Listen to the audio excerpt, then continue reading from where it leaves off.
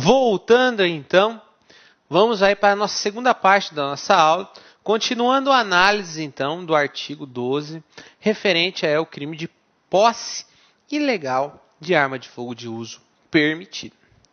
Quero mandar um abraço aí pro pessoal do Facebook, o pessoal que me acompanha no Facebook, pode me acompanhar, tá?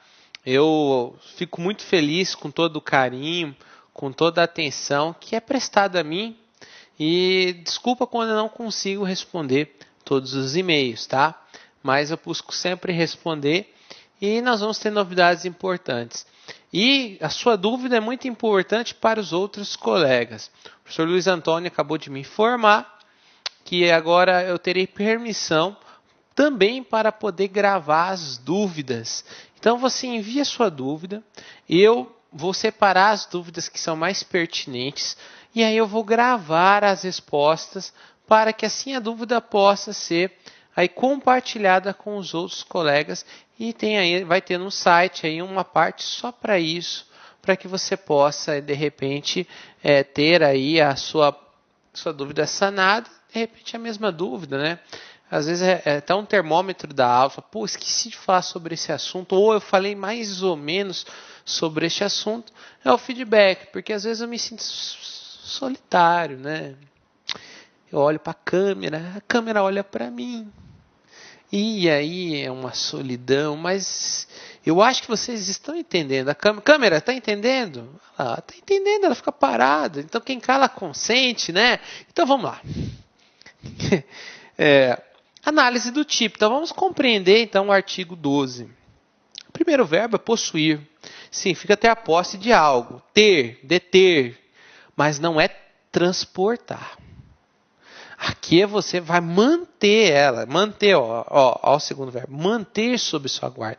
Então você possui ou você mantém em sua guarda. Você conserva. Então você não vai transitar com a arma. Simplesmente você vai estar lá guardando ela, deixando lá certinho. Outra coisa, arma de fogo e acessórios, munição, que já falamos o que é isso. Aí você vai falar assim, professor, de uso permitido. Gente, no problema vai trazer certinho para vocês, vai estar esclarecido se a arma é de uso permitido ou de uso restrito. Então não se preocupa em querer ser um expert em armas. Você fala, mas professor, como assim? Porque na verdade trata-se de uma norma penal em branco. O que é uma norma penal em branco? A lei existe. Está dizendo o quê? Que é crime você possuir, manter arma de fogo, acessório, munição de uso permitido. Mas quais são as armas de uso permitido? Vem aí um decreto ou uma norma que indica quais são essas armas. Então, um complemento advém de outra fonte normativa. Lembra a história do Popeye? Eu sempre digo isso. O Popeye ele é fraquinho. É como se fosse isso. O uso permitido. O Popeye fraco. Quando ele pega o espinafre, o complementa em outra norma, ele adquire força. Então sempre será aí regulamentado com uma lista quais são as armas de uso permitido. Não precisa decorar. O exercício sempre traz isso, ok? Outro ponto do crime é que você vai possuir, manter sob sua guarda arma de fogo de uso permitido, arma, acessório, munição, dentro da sua humilde residência. Dentro da sua humilde residência. Então é o local onde você habita. Residência diferente de domicílio, tá? Ponha uma observação no seu caderno. A lei fala em residência. Residência diferente de domicílio. Domicílio é quando você estabelece com ânimo definitivo. Isto é, você está naquele local e você se estabelece num local com ânimo definitivo. Isto é o conceito de domicílio. Onde você mora? Aonde você dorme? É o seu domicílio. A residência é o local onde você habita. Essa residência pode ser o seu domicílio, ou pode ser uma casa de praia, uma fazenda. Então, o conceito de residência é muito mais amplo do que o conceito de domicílio. Porque o conceito de domicílio é um conceito mais restrito, é o local onde você tem ânimo definitivo. A lei não fala em domicílio, a lei fala em residência, locais onde você habita. Ok? Aí, ou na dependência da residência. Quintal, uma garagem. Agora, você não vai considerar, por exemplo, são locais dependentes, próximos. Eu moro numa fazenda e foi encontrada uma arma a 2 quilômetros lá no celeiro da minha fazenda. Não, aí não é dependência. Mas, professor, está entre a minha propriedade. Não, também não vamos exagerar. Você vai encontrar lá, naquele local, naquele galpão. Mas eu estou falando o seguinte, que na verdade a residência, dependência da... A lei é clara, dependência da residência. Então são locais próximos. Aí cai a seguinte pergunta.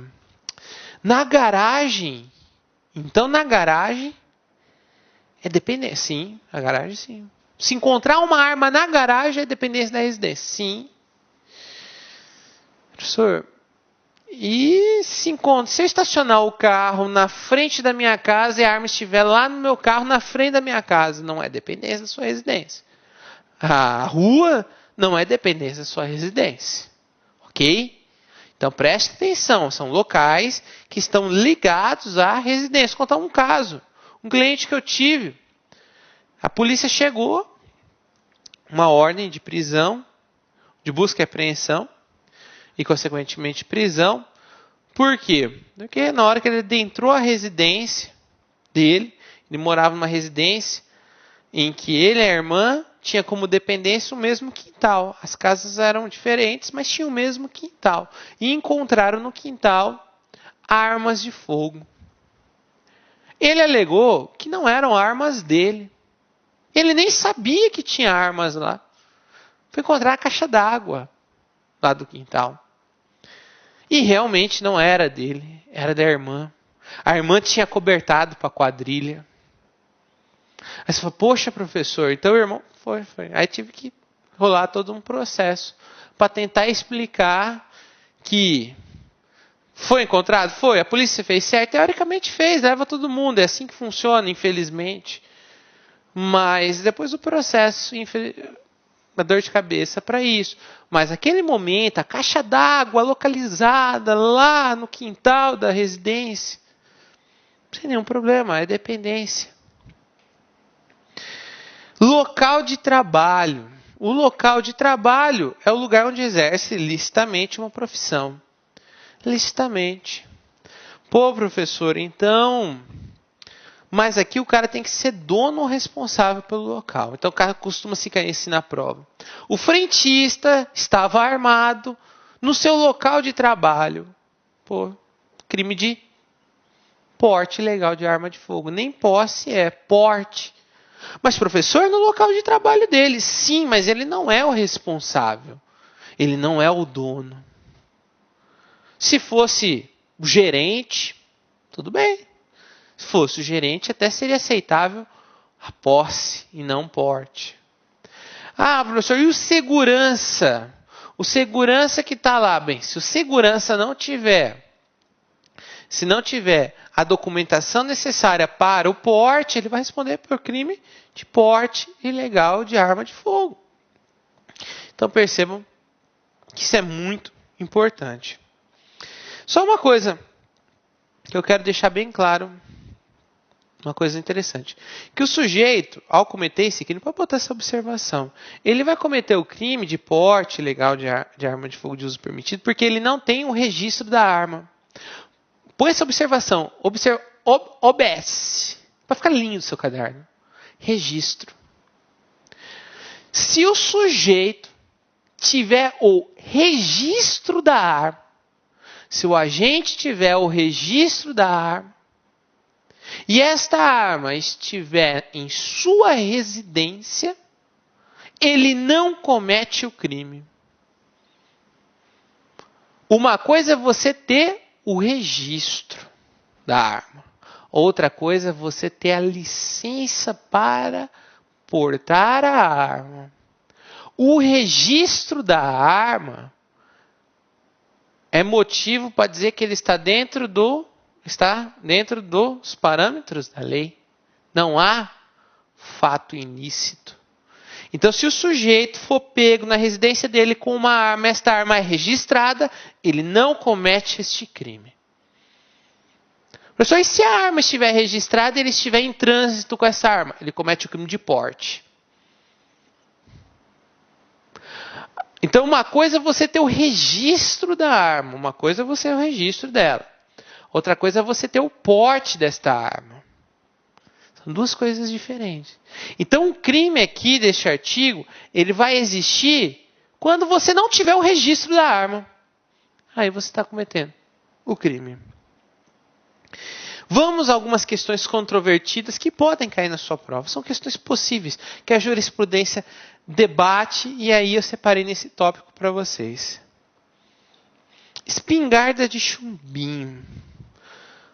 Polícia adentrou a minha residência e encontrou uma espingarda de chumbinho. Eu tenho uma espingarda de chumbinho. A espingarda de chumbinho não é considerado arma de fogo.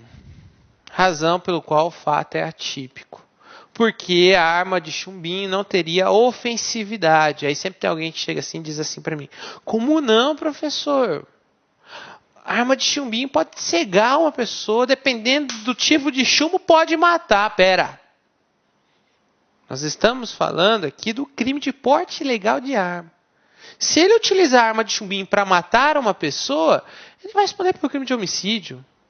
Aqui nós estamos falando pelo simples fato de ter a arma de chumbinho, a espingardinha de chumbinho. Por si só, isso é um fato atípico. Transporte de arma de fogo no interior do veículo configura o crime de porte. Você carregando a arma dentro do seu veículo configura, sim, o crime de porte. Gente, alguns professores constitucionalistas, digo professores de alto padrão, de cursinhos aí do Brasil, ou até vem escrito, diz assim, que o seu carro é a extensão da sua residência. Você já escutou isso, né? Que o carro seria extensão da sua residência. Sim, você pode até discutir isso do ponto de vista teórico, mas eu tenho que abrir os olhos, os olhos de vocês no seguinte ponto. Para o direito penal não existe essa conversa, não. O conceito de residência não entra ao carro.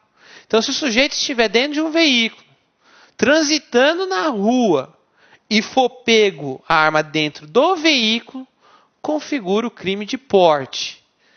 Só que, tome cuidado, põe uma outra observação linda no seu caderno. Se o veículo estiver estacionado dentro da residência,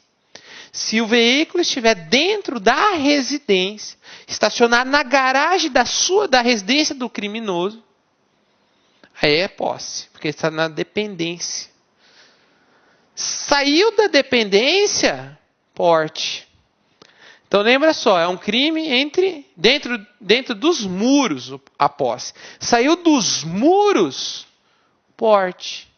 Então, tome cuidado com relação a isso. Transporte de arma em caminhão. Questão boa, hein? Questão boa por quê? Eu escutei isso, eu estava conversando com um grupo de amigos e falaram assim, esses dias eu viajei com meu tio caminhoneiro, viajei com meu tio, olha, fiquei lá atrás do caminhão dormindo, falo que é a boleira, né, do caminhão, fantástico, grande, tipo uma casa, confortável, tudo. Falei, legal. Não, você precisa ver, realmente. Se você olhar do aspecto mesmo, estrutural. É como se fosse uma residência, uma espécie de uma residência assim, itinerante, posso dizer. E muitos caminhoneiros, eles costumam andar armados, muitos caminhoneiros. Porque, enfim, com a violência que se encontra as rodovias e o tipo de carga que está levando, para meio que se garantir uma certa defesa, eles andam armados. E muitos são pegos dentro desse compartimento. E eles falam, mas estava dentro da minha residência, posse. Segundo decisão do STJ, do informativo 496, não configura o crime de posse, e sim configura o crime de porte ilegal. É trânsito, arma em trânsito. Por quê? Qual que é a justificativa do informativo? Que residência é um local onde você se estabelece por descanso, por um certo grau de vivência. A boleira do caminhão não é nem residência, nem local de trabalho, porque o caminhão foi feito para transportar trânsito. Então, essa é a justificativa do STJ. Outra coisa importante, cabe pena restritiva de direitos no Estatuto do Desarmamento? Sim, é possível. Professor, o que é pena restritiva de direito? É o seguinte, o sujeito ele é condenado. Ao ser condenado, se ele for condenado a uma determinada quantia de pena, o juiz dá a opção para ser convertido em restritivo de direito. Em vez de ele cumprir uma pena privativa de liberdade, vai se dar a oportunidade a esse sujeito de cumprir de outro modo. Pagamento de cesta básica, limitação de final de semana, ou serviços comunitários. Então, é permitido sim aí o cabimento da pena restritiva de direitos, sem nenhum problema. E aí temos uma primeira questão, né? Sei, a letra está pequena, eu sei, gente, a letra está pequena. Mas vocês têm o material aí ao lado de vocês. Então, vamos acompanhar comigo. Esse dia eu recebi uma mensagem. Professor, você é um dos poucos professores que aparecem nas filmagens tomando água. Porque eu particularmente, tenho muitos professores aqui no curso que são extremamente perfeccionistas com a filmagem, né? Você pode perceber que há uma série de cortes. Eu não gosto dessa coisa do corte, eu gosto da aula rolando. Então, por isso que eu não paro para ter que, toda hora, tomar uma água. Então, eu já tomo e já fico conversando com vocês. Ó a questão boa. Jonas, ó a questão do CESP. Jonas, policial militar em serviço, velado no interior de uma viatura descaracterizada em estacionamento público, próximo a uma casa de eventos onde ocorria um grande espetáculo de música, percebeu a presença de Mauro, com 24 anos de idade e que já ostentava condenação transitada em julgado por crime de receptação.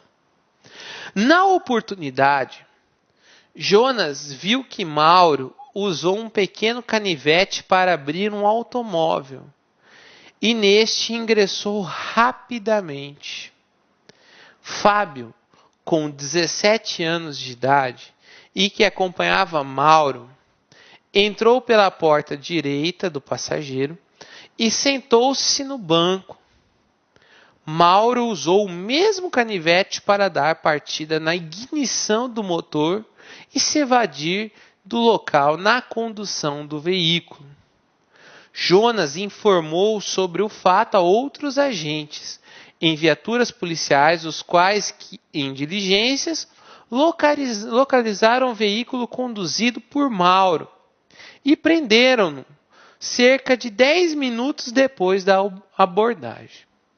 Em revista pessoal realizada por policiais militares em Mauro, foi apreendido arma de fogo que se encontrava em sua cintura, um revólver calibre 38, munição com 2 projéteis, do qual o portador não tinha qualquer registro ou porte legalmente válido em seu nome.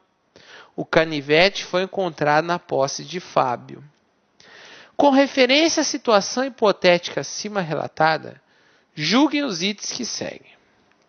Mauro cometeu crime de posse irregular de arma de fogo de uso permitido, previsto na lei que dispõe sobre o registro, a posse e a comercialização de armas de fogo e munição. Então, aqui ele quer saber se o sujeito ele cometeu ou não o crime de posse irregular de arma de fogo. Bem, deve estar passando o seguinte filme na sua cabeça. Professor, aqui não falou se o revólver 38 é de uso permitido ou não. É de uso permitido. 38 é de uso permitido. Tá? Não tem nada demais o 38. 38 é o clássico. Quase todo bandidinho merreca tem um 38. E outra, o 38, quando vier de que é de uso restrito, vai estar escrito na questão. Fique tranquilo. Se não tiver escrito na questão, subtende-se, diante das alternativas, que é de uso permitido. Mas enfim, aqui o erro está pelo simples fato de que não houve um crime de posse. Houve um crime de porte.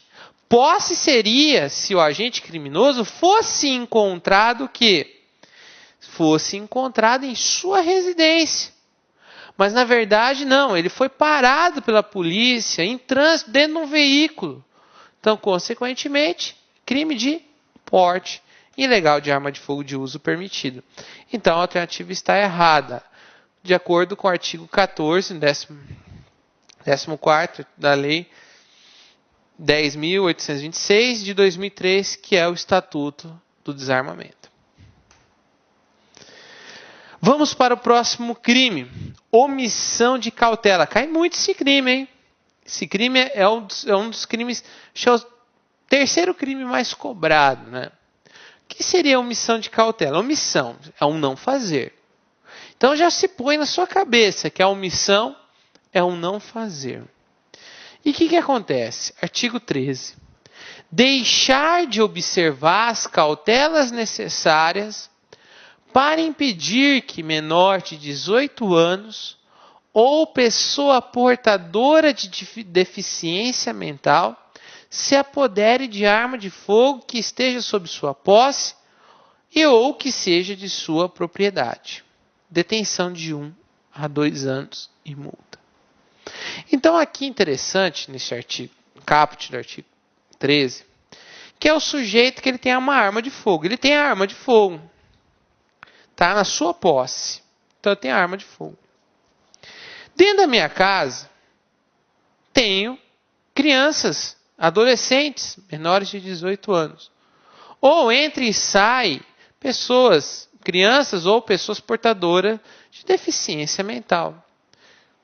Então, por saber que durante a minha convivência da minha casa, tem crianças e adolescentes e pessoas com portadores de necessidades especiais, significa que ao manusear esta arma, ao guardar esta arma, eu tenho que usar de todas as cautelas necessárias. Eu tenho que redobrar a minha atenção.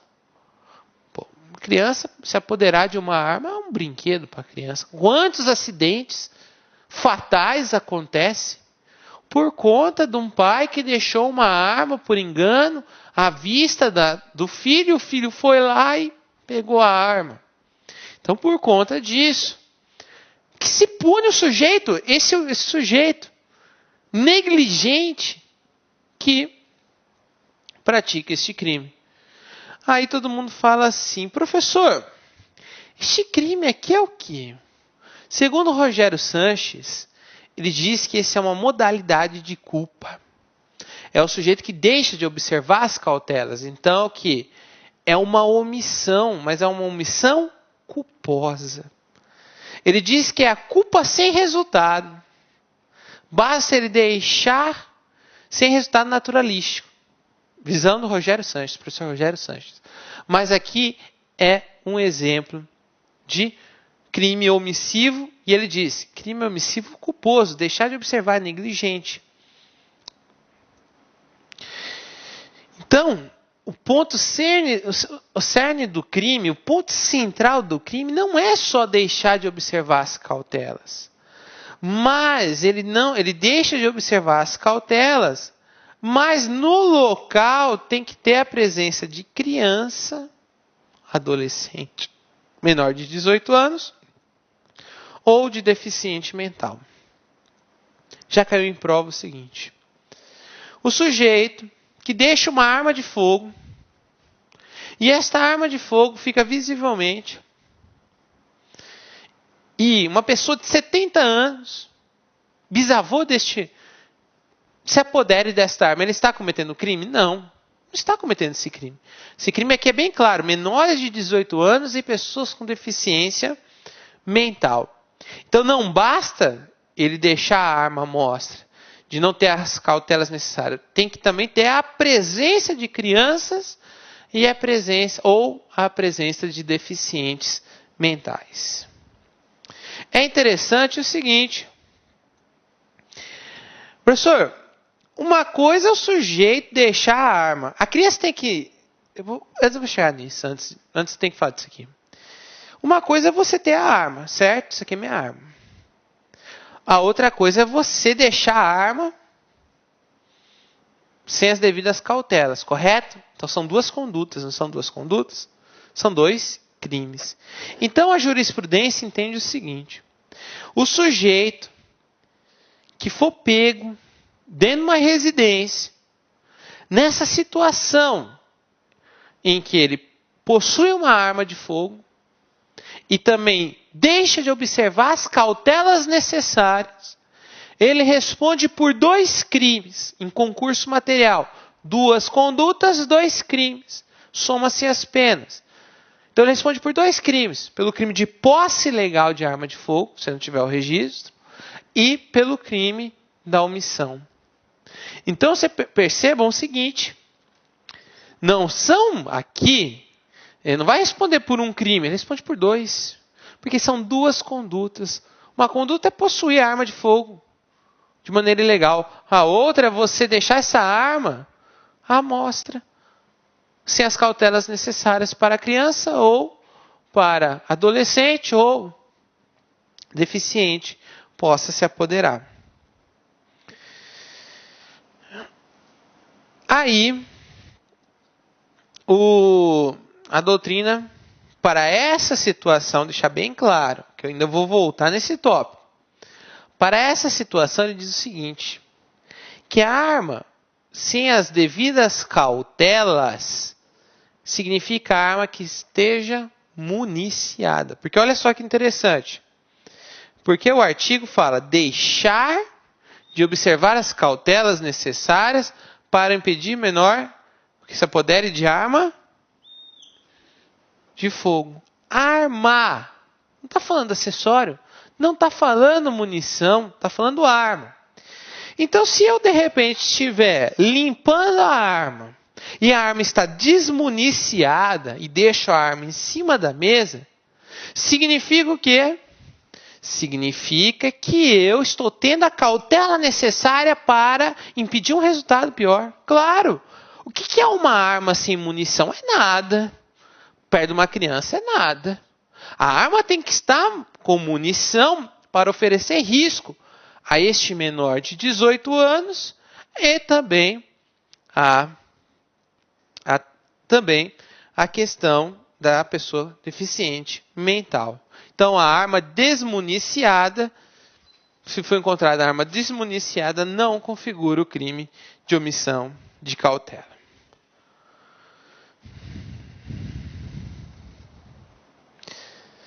Então, interessante é o seguinte: professor, eu tenho uma arma. Ah, você tem arma? Tenho. Tem registro? Não, professor, não tem registro. Tá, isso não tem registro. Tá bom.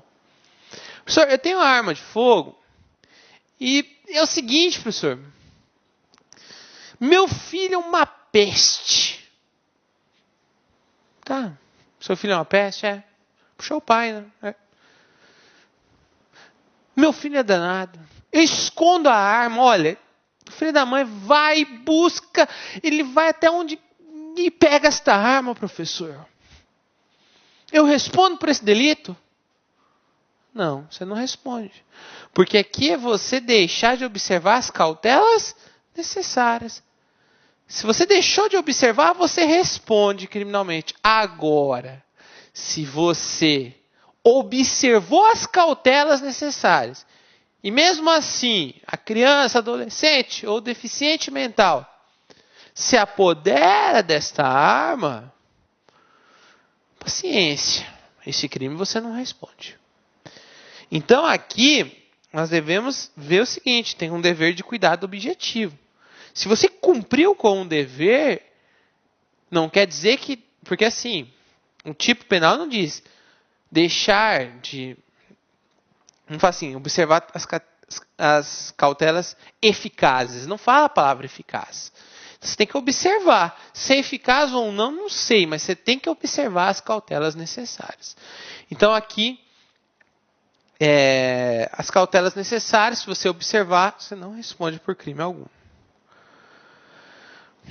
E aí entra uma questão muito interessante com o Estatuto da Criança e o Adolescente. Há um confronto aí entre o Estatuto da Criança e Adolescente, um confronto muito importante nós devemos verificar. O artigo 242 diz: vender, fornecer, ainda que gratuitamente, ou entregar, de qualquer forma, a criança ou adolescente, arma, munição ou explosivo. Então perceba o seguinte, lá no Estatuto da Criança e Adolescente, diz que é crime o sujeito que vende, fornece, ainda que gratuitamente, isso é de graça, qualquer forma, ou de qualquer forma, a criança e adolescente arma, munição ou explosivo. Então, se eu deixar lá a arma de fogo, lá na mesa, der as costas e no banheiro, e uma criança se apoderar desta arma, eu vou responder pelo artigo 242 ou pelo artigo 13? Vocês estão compreendendo? Vamos lá, de novo. Uma coisa, eu quero deixar bem claro, uma coisa é deixar o crime se consuma. Olha só, o crime vai se consumar quando a criança se apodera da arma? Não. É quando eu deixo de prestar as cautelas necessárias. Uma coisa é deixar de prestar as cautelas necessárias, a outra coisa é a criança ir lá e pegar a arma, em consequência disso. Então, o que eu quero dizer é o seguinte. A diferença é que no artigo 13 representa uma conduta omissiva e culposa. Diante da minha omissão culposa, da minha negligência, o não fazer, acaba se permitindo o acesso da criança à arma. O artigo 242 do ECA é quando eu dolosamente quero entregar a arma. Então é diferente. Filho, toma a arma. Ô vizinho, toma a arma. Aí eu respondo pelo artigo 242. Estou entregando a arma para criança e adolescente. Agora, quando eu dou as costas e vou ao banheiro, não é o 242. É o 13, porque eu estou sendo uma conduta culposa. Estou sendo negligente. Então, ambos podem coexistir.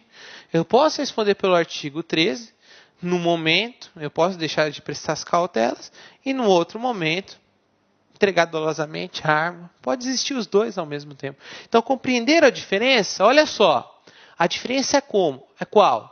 É eu entregar a arma a quem? Eu entregar a arma para a criança, respondo pelo Estatuto da Criança e do Adolescente. Agora, se eu deixei de prestar a cautela necessária e permitir que a criança acessasse essa arma, respondo pelo 13. Ok? Conduta dolosa, artigo 242 do ECA. Conduta culposa e omissiva, artigo 13. parágrafo único do artigo 13 traz a segunda modalidade de omissão. Então, olha só, a primeira modalidade nós vimos. É o sujeito que tem a posse da arma, deixa de ter as cautelas necessárias e, consequentemente, ocorre o quê? Isto mesmo que você está compreendendo.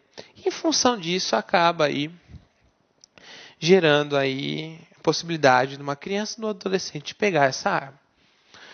O parágrafo único traz uma outra modalidade de omissão. Essa outra modalidade de omissão aqui cai muito em prova. Essa principalmente. Diz assim: nas mesmas penas incorrem o proprietário ou diretor responsável de empresa de segurança de transporte de valores. Então, nós temos aqui o proprietário ou o diretor responsáveis pela empresa de transporte de valores, que deixarem de registrar a ocorrência policial e de comunicar à Polícia Federal a perda, furto, roubo, outras formas de extravio de armas de fogo, acessório, munição, que estejam sob sua guarda nas primeiras 24 horas depois do ocorrido. Então significa o seguinte, que o proprietário ou o diretor dessa empresa de valores, eles têm o dever em 24 horas comunicar à Polícia Civil e à Polícia Federal a respeito do quê? Da perda, do furto e do roubo das armas da empresa. Porque as empresas de transporte de valores são empresas que têm um arsenal dentro da empresa. Elas têm a permissão de possuir armas de uso até restrito, diga-se de passagem, dependendo da situação, e possui também a possibilidade de seus funcionários de ter a posse dessas armas durante o exercício da função. Ocorre que existe um controle, bem, teoricamente, existe um controle rigoroso a respeito destas armas. E aí o que acontece é, ocorrendo um furto, um roubo, um extravio de arma, enfim, sumindo uma arma desta empresa, o proprietário tem que comunicar à Polícia Civil, fazer o boletim de ocorrência, noticiar o fato criminoso, né? E comunicar à Polícia Federal a respeito do que aconteceu, porque a Polícia Federal tem um controle também sobre isso. E também, tem que fazer isso no prazo de até 24 horas depois do ocorrido. De até 24 horas depois do ocorrido. Não é de um dia, 24 horas. Aqui não se tivesse, tem um dia, não. É 24 horas, a lei é clara. Nós devemos sempre ligar ao sentido literal da lei. Então não vamos errar sobre isso. Ok? Outro aspecto aqui, que eu vou acabar falando tudo, né? Mas enfim, ficou claro, né? Isso aqui é muito importante, cai muito em prova. Então existe uma dupla obrigação. Sumindo uma arma de fogo, o proprietário ou o diretor responsável da empresa tem que comunicar à Polícia Civil e à Polícia Federal. Então, o prazo de 24 horas, como nós falamos. Então, terminado o artigo 13, vamos então aí falar do artigo 14, mas vamos aquele intervalozinho rapidinho, 5 minutos, para você tomar sua água, dar aquela refrescada e vamos continuar. Eu sei, o assunto está longo, mas como eu falei para vocês, o assunto detalhado, o assunto pronto para você enfrentar qualquer prova de concurso. É para você sair craque. tenha matéria no seu caderno, é essencial, ok? Até daqui a pouco.